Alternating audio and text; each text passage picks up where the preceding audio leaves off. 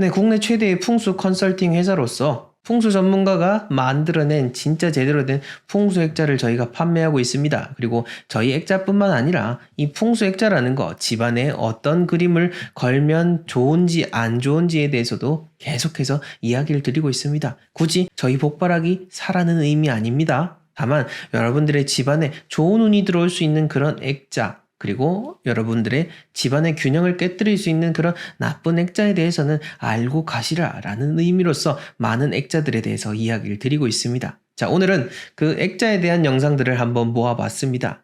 영상들을 꼭 끝까지 지켜보시고요. 여러분들 집안에 앞으로 어떤 액자를 두면 좋을지, 지금 집안에 있는 액자가 어떤 의미 있지 한번 곰곰이 생각해 보시길 바랍니다.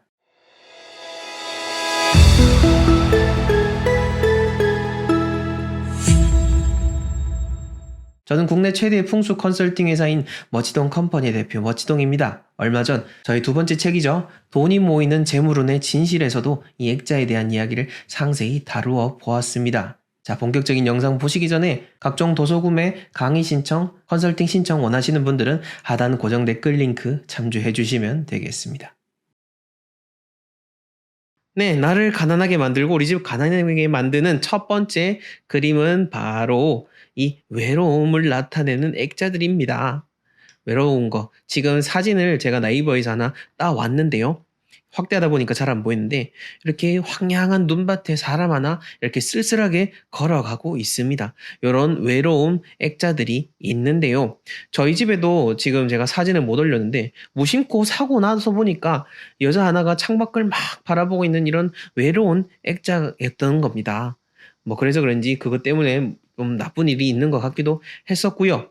이 외로운 거, 외롭다라는 거 정말 무서운 겁니다. 심정적으로. 특히나 요즘 혼자 계신 분들이 더더욱 많은데 이런 그림 하나를 통해서 내가 마음이 약해져 있는 순간에는 요것이 내 마음으로 삐짓고 들어와 가지고 나쁜 영향을 더 크게 만들 수가 있습니다. 그러니 특히나 현대인의 질병 중에 하나가 바로 우울증이지 않습니까? 이 외로움 더더욱이나 잘 챙기셔야 되니까 이왕 액자를 걸 것 같으면은 사람들이 많은 액자, 그리고 풍족하고 풍성한 느낌이 나는 그런 액자를 거시면 좋을 것 같습니다. 자, 그 다음 두 번째는 바로 이 슬픔을 나타내는 액자입니다. 굳이 누가 슬픈 액자 걸겠냐라고 할 수 있겠습니다만은 일부러 슬픈 액자를 걸진 않겠죠. 하지만 지금 여기 사진에 제가 따온 것처럼 이거는 그 네덜란드 작품이죠. 진주 귀걸이를 한 소녀라는 작품입니다.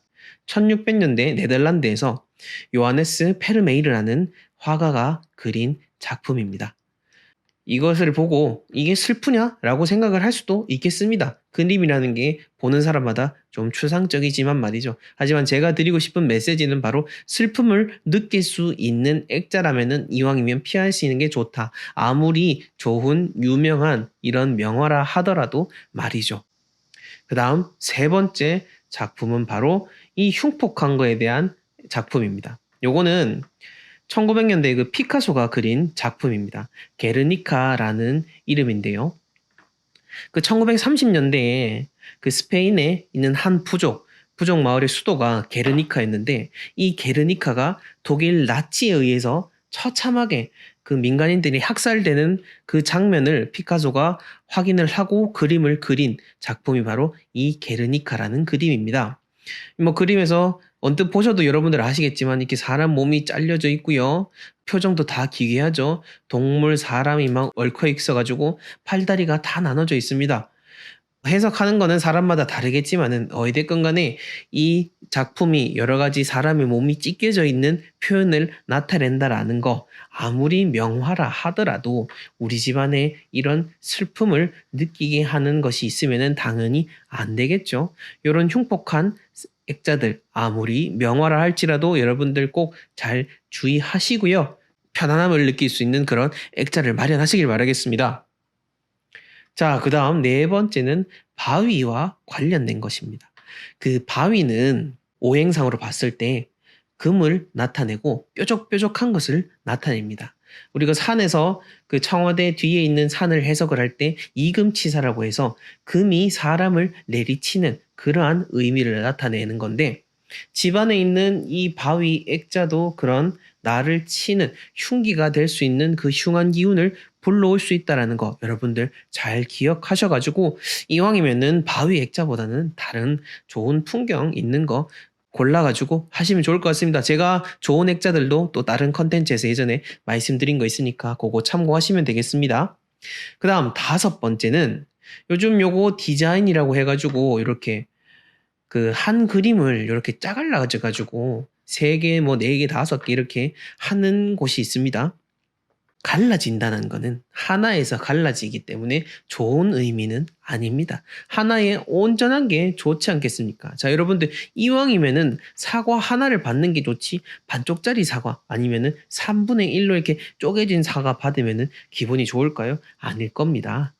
하나 온전한 거 받는 거, 하나의 완성체를 받는 거, 한 완성체로 되어 있는 그런 액자를 집안에 걸어 두시기를 바라겠습니다. 디자인도 좋지만은 어쨌든 내가 그 집에서 좋은 운을 받아야 되지 않겠습니까?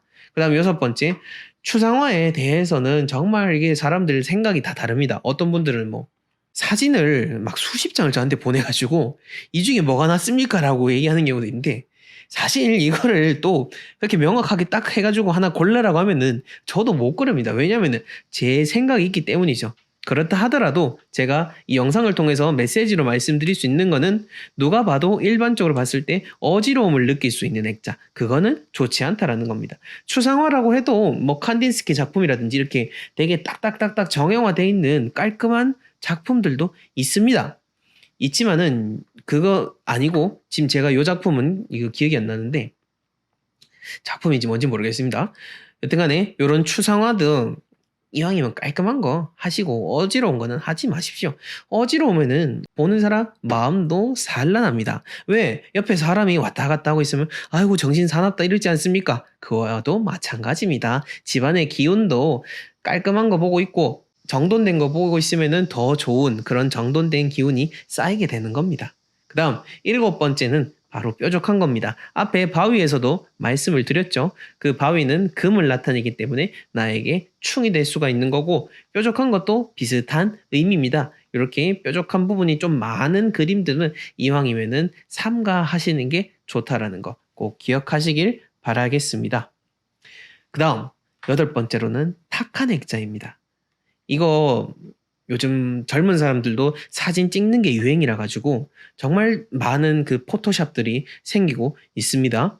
그리고 흑백 사진, 네컷 사진을 해가지고 뭐 네컷 딱딱 나오는데 흑백으로 이렇게 설정해서 사진이 나오기도 하는데 뭐 예전에는 컬러 사진이 있기 이전에 흑백이기 때문에 그렇습니다만은 이 탁함을 나타내는 그러한 사진, 그러한 그림들은 좋지는 않습니다. 운적으로 좋지 않다는 거 기억을 하시고요. 아, 그럼 이거 당장 버려야 되나? 라고 하시는데요.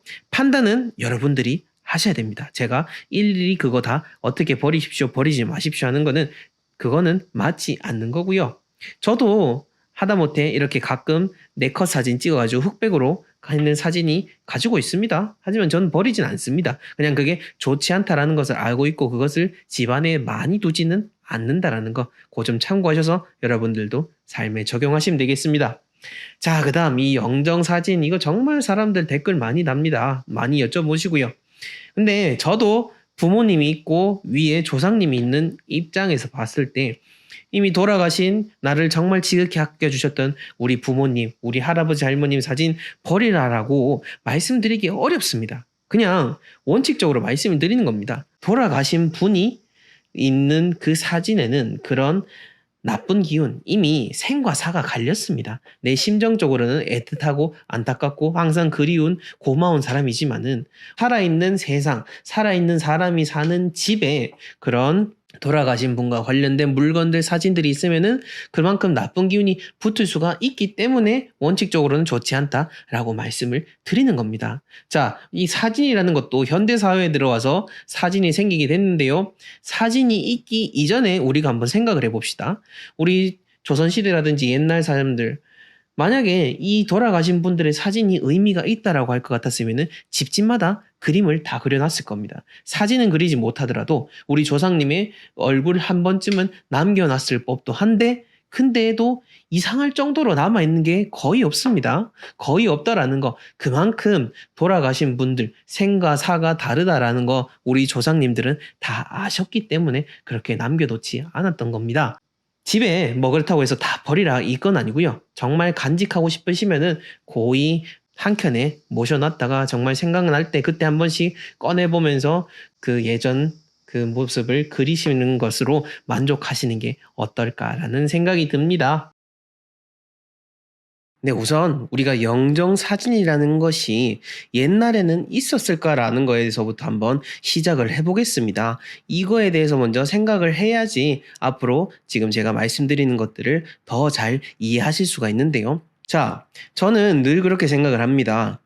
저는 예전에 살았던 우리 선조분들, 더 나아가서 조선시대에 계셨던 분들은 우리 현대인들보다 비록 기술은 떨어지더라도 훨씬 더 많은 삶의 지혜를 가지고 현명하셨던 분들, 그리고 보이지 않는 이 자연에 대한 기운에 대한 이해도가 높았다라고 생각을 합니다.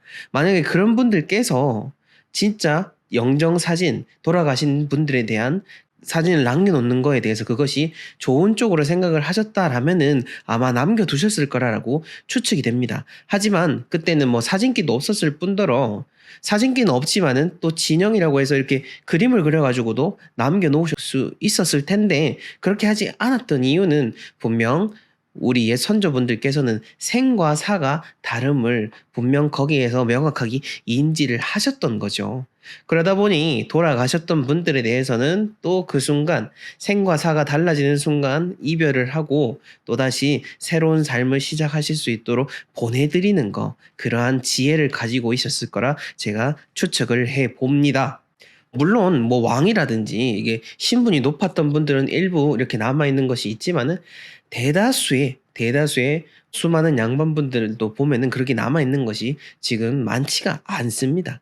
이러한 개념을 바탕으로 해서 다음 내용으로 넘어가 보면요. 자, 많은 분들께서 가장 궁금해 하시는 것 중에 하나지 싶습니다. 영정 사진을 이것을 어떻게 버리느냐. 버린다라고 표현하기가 좀 그렇지만은 이 영정 사진을 어떻게 이렇게 없애는지에 대해서 많이 궁금해 하시는데 제가 액자에서도 말씀드렸지만은 영정 사진을 이렇게 없애고 싶으신 분들은 태우시라라고 말씀을 드렸습니다. 어떤 분은 이게 까만 봉지에 싸가지고 가위도 잘라서 이렇게 버리라고 하는데 제가 봤을 때는 그냥 태우는 게 가장 맞지 않나라는 생각이 들고요. 또 주택가가 아니거나 화재 우려도 있고 태우기가 좀 어려우신 분들은 근처에 있는 사찰 같은 곳에서 부탁을 드려가지고 그렇게 없애는 방법도 있으니까요. 근처에 한번 사찰에 문의를 해보시면 그것도 괜찮지 않나 생각이 듭니다.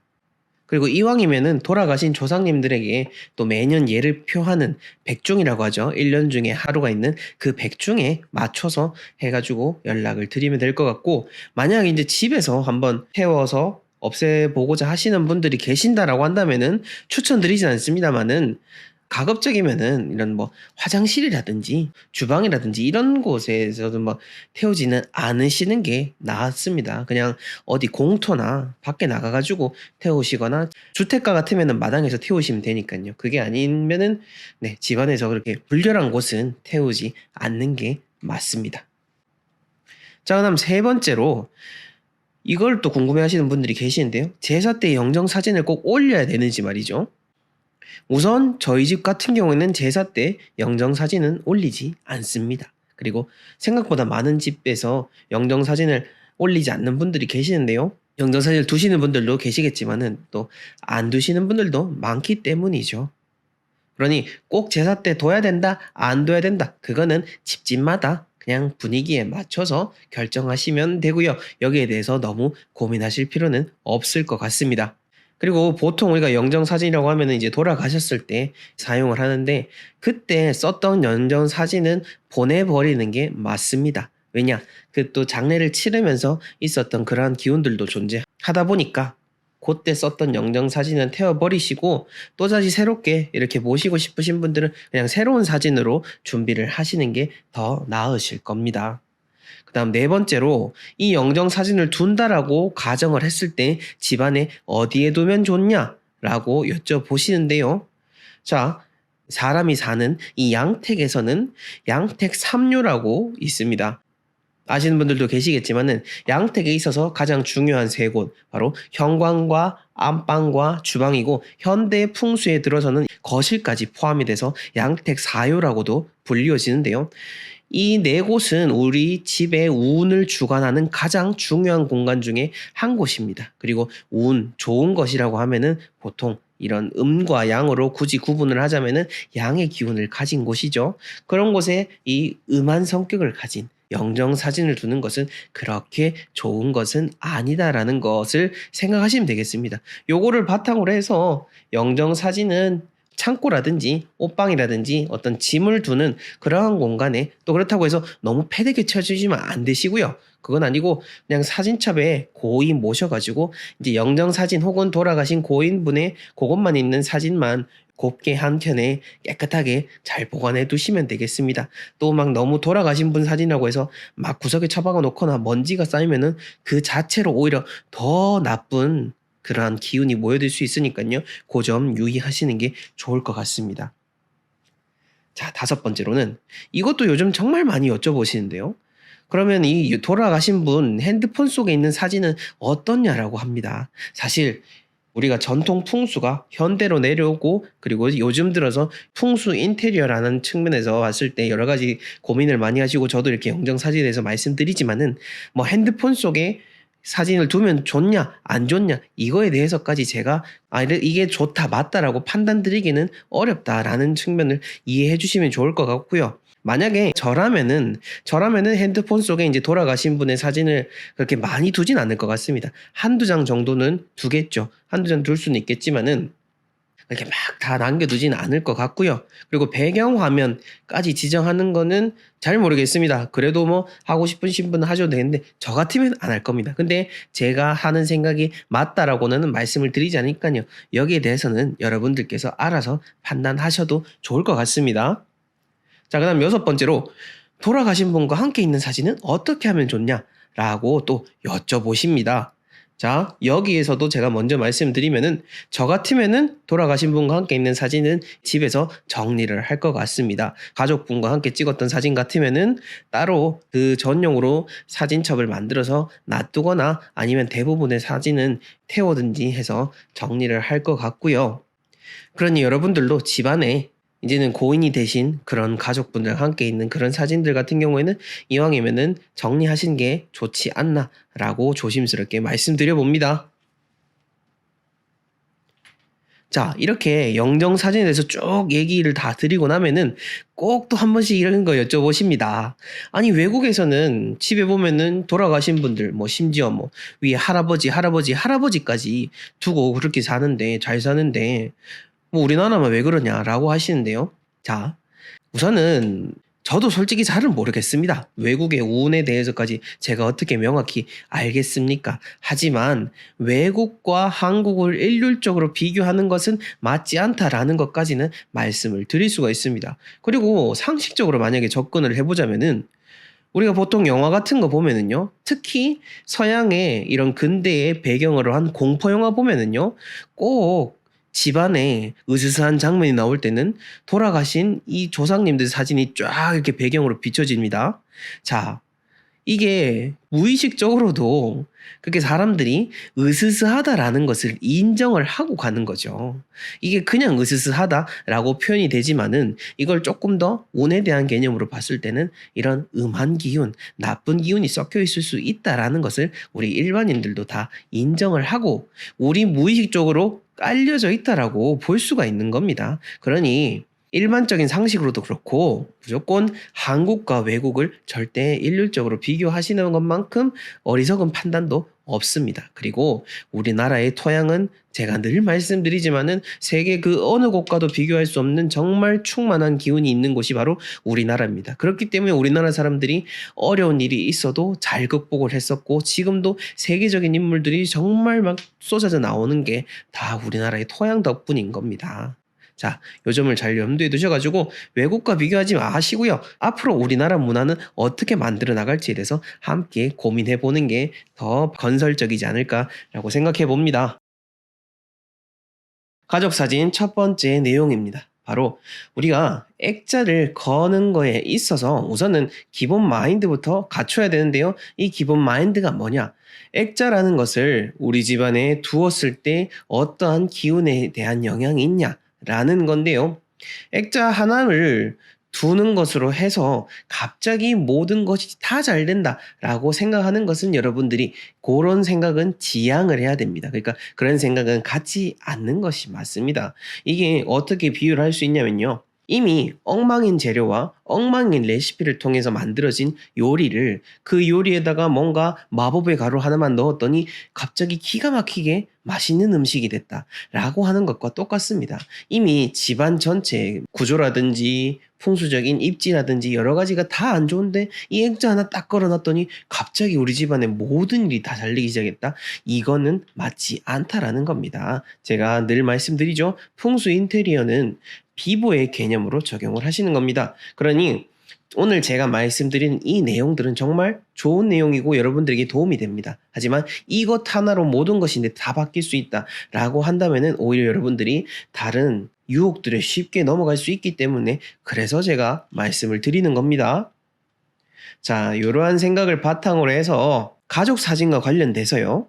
여러 영상들을 보면은 띠별로 어떤 방향이 있다라고 하는데 풍수에 있어서 자연에 있어서 이 띠별로 어느 쪽에 액자를 걸면 더 좋다라는 거에 대해서는 너무 생각을 하지 않는 게 좋습니다. 왜냐면은 이것도 나름의 논리가 있고 맞는 부분도 있습니다. 하지만 기본적으로 우리가 집 안에 살 때 이 집을 중심으로 놓고 봐야 되는데 이 집에 대한 해석도 수도 없이 많은데 거기다가 사는 사람의 의미를 부여해서 수십 가지의 방법이 적용이 된다면은 정말 밑도 끝도 없는 이상한 논리가 되어버릴 수가 있는 겁니다. 자, 저는 풍수를 기반으로 해서 모든 세상을 바라보고 있고 이 풍수가 사실 내 운에 있어서 가장 큰 영향을 끼치기 때문에 제가 말씀드리는 것은 그만큼 여러분들에게 큰 도움이 될 것이기 때문에 이렇게 확신에 차서 말씀을 드리는 겁니다. 그러니 띠별 방향 가족 사진을 걸 때 내가 뭐 토끼띠인데 우리 집에 여기에다가 걸면 됩니다. 이런 거에 현혹되지 마시라는 겁니다. 자, 그렇게 놓고 봤을 때 맞는 방향은 그럼 어떤 게 있냐라고 하면은 우선 침대 위는 피하는 게 좋습니다. 침대 위는 어떤 거를 놓더라도 마찬가지입니다. 액자뿐만 아니라 다른 의미의 액자 혹은 다른 물건, 소품들 이런 거는 가급적 침대 위에는 놓지 않는 게 좋습니다. 제가 침실 인테리어와 관련해서도 요거를 말씀드린 적이 있죠. 가족 사진이 아무리 좋은 의미라 하더라도 머리맡에 위에 두는 거는 어찌됐건 산만함을 유발하기 때문에 여러분들의 그 침실 풍수 인테리어에는 맞지 않는 겁니다. 그 다음으로는요. 우리가 집안에 가족 사진 쫙 걸어 놓기도 합니다. 그렇게 걸어 놨을 때 여러분들 가족 사진 걸어 놓은 거 처음에는 보면은 뭔가 옛날 결혼식 할 때 뿌듯함 설렜던 것들 많은 기억들이 생각이 나면서 웃음을 짓게 되지만은 그게 시간이 지나면서 여러분들 가족 사진 잘 들여다보게 됩니까?